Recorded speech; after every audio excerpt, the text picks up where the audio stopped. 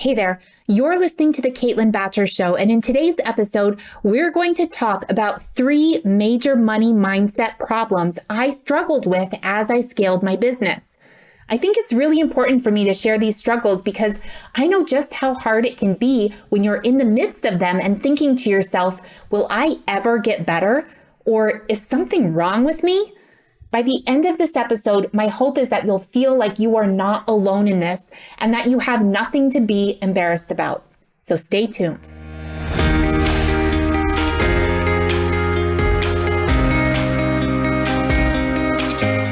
My name is Caitlin Bacher, creator of Scale with Success, and I'm on a mission to help course creators all over the world grow their business in a way that is profitable and scalable.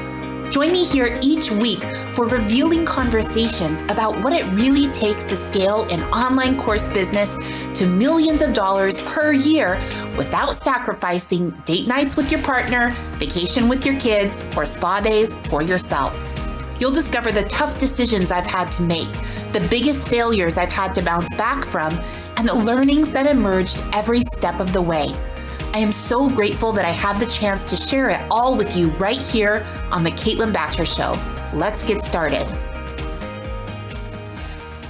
All right, let's dig into the top 3 money mindset problems I struggled with to overcome along my business journey. Money mindset problem number 1.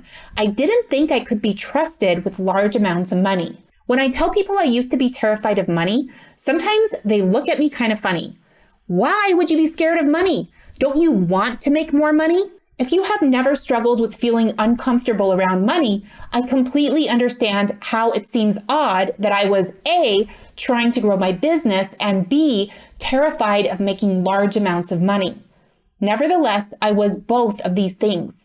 I remember the first 2 years of my business, every time I started building momentum, I would do something to stop my money flow. I would literally turn off my sales page and tell people they couldn't buy anything. I always had a good reason to justify this. Maybe it was because I wanted to improve my course. Maybe it was because I wanted to focus on my current group of students.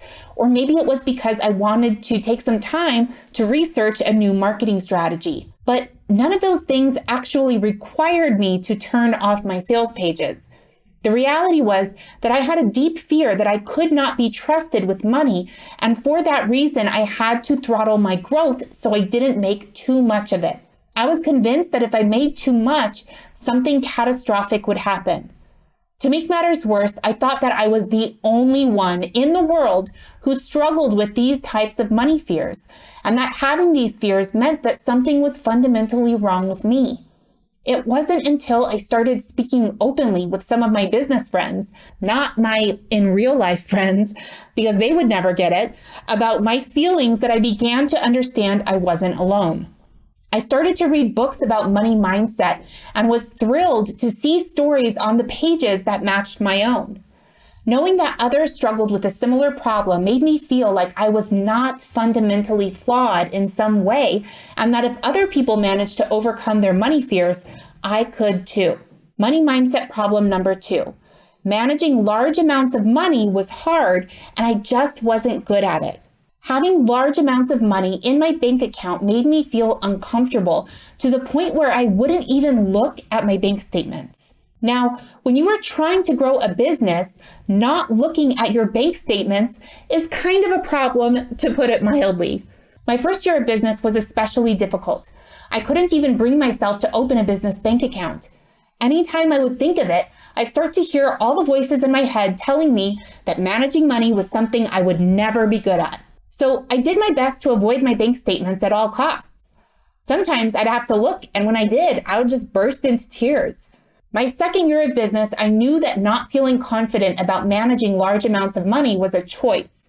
If I wanted to start feeling more confident with my finances, it was up to me to learn how to manage them. So I hired a bookkeeper that would sit down with me once a month and answer any questions that I had about my profit and loss statement. At the time, I felt embarrassed to ask so many questions, but I was determined to learn. Just because I was determined doesn't mean it was easy. I would cry for about 20 minutes straight before each monthly meeting with my bookkeeper, mostly from fear and anxiety. The more I learned, the more confident I became. I even started to look forward to the monthly meetings so I could learn even more about things to track and measure. Money mindset problem number 3. One day, my luck would run out and my business would fall apart. If you're still listening, I know you can relate to feeling like any day now, people will stop buying your courses and your lucky streak will come to an end. I remember a few years ago, I had a huge revenue month and I told my friend, well, this is it. It's only going to be downhill from here. I explained to him that it was a gut feeling and I just knew this was my peak. Later, I found out that this too is a super common fear amongst successful entrepreneurs. But at the time, I had no clue that anyone else felt that way. Well, my friend revealed that he had been feeling the same way about his business. You? I said, but you're making over $1 million a year and have a successful podcast and everyone knows you. He just shrugged. At that point, I started to question whether that gut feeling was really to be trusted. I mean, my friend didn't have a successful business because of luck. He worked hard and delivered real value to a market that needed it. Have you ever questioned your ability to sustain success? Have you ever reached a level of success that is so unfamiliar to you and as a result, you just can't imagine that there is room for more of it? Well, there is. Once you begin to expand your circle, you will see that there are a lot of real people, not just famous celebrities you see on TV, that make a lot more money than you simply by selling their online courses. You have not hit your peak. You're just getting started. Now, I want to know your number one takeaway from today's episode. Send me a DM on Instagram or join my free Facebook group and let me know. Are you ready to get off the revenue roller coaster and start generating consistent, scalable income from your online course? Join me inside my signature program, Scale with Success, where you'll get the content, coaching, and community you need to successfully implement our proprietary sales and marketing methodology into your business so you can start reaping the rewards of running a highly profitable online course business. Scale with Success is a 12-month group coaching experience exclusively created for online course creators who are ready to transform their business into a lean, mean, scaling machine. What are you waiting for?